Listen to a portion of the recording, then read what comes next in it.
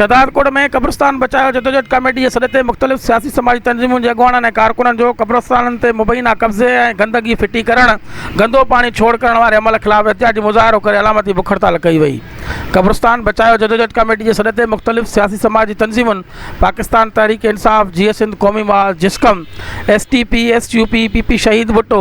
GS Sindh कॉम्परस party, शहरी इतिहाद, सिराई कुर्बान ख्वावड़ यादगार कमेटी, सिंध बिरोही इतिहाद जे कारकुननि आगा खान कालाणी, वाह पंद्राणी, पीर बख्श भट्टी, उमदार मीरजत रशीद मक्सी, हाकिम मस्तोई, अमल खान खुश्क, अल्लाहदाद खुश्क, एडवोकेट इब्रार सुमरो, हाजी खान भुट्टो, मुजाहिद अवान, अमन नवाज बिरोही, जुल्फ़कार मक्सी, सदरदीन कुरैशी, रमीज़ मक्सी, मोतबर चांडियो, जुल्फ़कार सीलरो ऐं ॿियनि जी अॻवानी में कोटू मोडू चौक ते एहतजाजी मुज़ाहिरो करे अलामती बुख हड़ताल कई। उन मौक़े ते अॻवाननि मीडिया वारनि सां ॻाल्हाईंदे चयो त शहर जे मुख़्तलिफ़ क़ब्रस्ताननि समेत तजर वारे क़ब्रस्तान ते चइनी तरफ़नि खां कब्ज़ा खोरनि कब्ज़ो करे विया आहिनि ऐं शहर जो गंद किचिरो पिणु क़ब्रस्तान में फिटो कयो पियो वञे, जॾहिं त पाड़े वारनि पारां गंदे पाणी जो निकाल पिणु क़ब्रस्तान में छोड़ कयो वियो आहे, जेको इंतिहाई मज़म्मत जोॻो अमल आहे। हिननि चयो त कब्ज़ा माफ़िया सरकारी प्लाटनि समेत ग़रीबनि जे प्लाटनि ते कब्ज़े बाद क़ब्रस्ताननि खे बि बख़्श न कयो आहे। हिननि कमिश्नर लाड़काणो, DC कंबर शहदादकोट समेत ॿियनि वसवारनि खां क़ब्रस्ताननि ते कब्ज़े जो नोटिस वठी कब्ज़ो ख़त्म कराए, गंदगी खणाए, गंदो पाणी निकाल कराए ॾेई क़ब्रस्ताननि खे चौधीवारी ॾेई शहरनि में पखिड़ियल बेचैनी ख़त्म कई वञे।